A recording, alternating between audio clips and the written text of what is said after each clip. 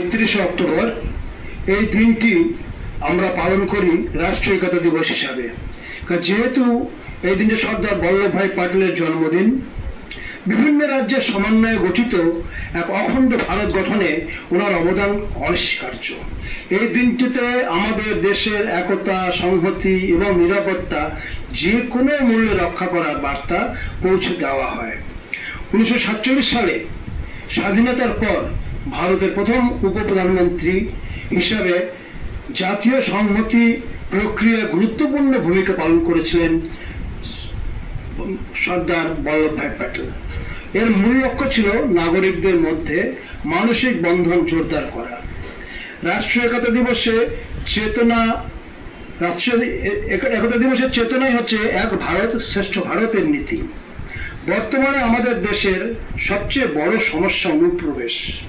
এই অনুপ্রবেশ ভারত থেকে একদম নিঃশেষ না করতে পারলে আমাদের এই একতা দিবস কিন্তু পালনের মূল চিন্তাধারাই বিনষ্ট হবে। সুতরাং জাতি ধর্ম নির্বিশেষে আমাদের সকল ভারতীয় নাগরিককে এগিয়ে আসতে হবে।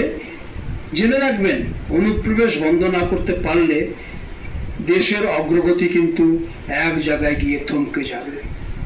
আমি দেশের সকল নাগরিকের কাছে এই আবেদন রাখব যে দেশের সুরক্ষার জন্য কোনো বিদেশি শক্তি যদি চেষ্টা করে ভারতকে অনুপ্রবেশ ঘটিয়ে তাদেরকে ব্যতিব্যস্ত করে রাখবে বলে, আমাদেরকে ব্যতিব্যস্ত করে রাখবে বলে, যাতে আমরা আর অন্য কিছু চিন্তা করতে না পারি। সুতরাং এই জিনিসটা সবচেয়ে বড়। অনুপ্রবেশ ইস্যুতে যারা দেশকে বিচ্ছিন্ন করতে চায় তাদেরকে রুখতে হবে। আমরা যদি সেটা না পারি তাহলে আমাদের সামনে বিরাট বিপদ।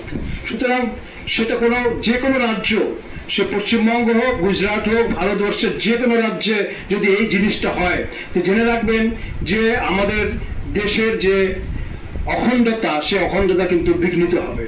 সুতরাং আমি চাই যে আপনারা সবাই এগিয়ে আসুন, সবাই আজকে এই দিনটিতে আমরা একত্রে একটা প্রতিজ্ঞা পালন করি যে আমরা আমাদের দেশকে সুরক্ষিত রাখবো, কোনোভাবেই যাতে বাইরের শত্রু আমাদের দেশকে কোনোভাবে বিনষ্ট না করতে পারে। ধন্যবাদ।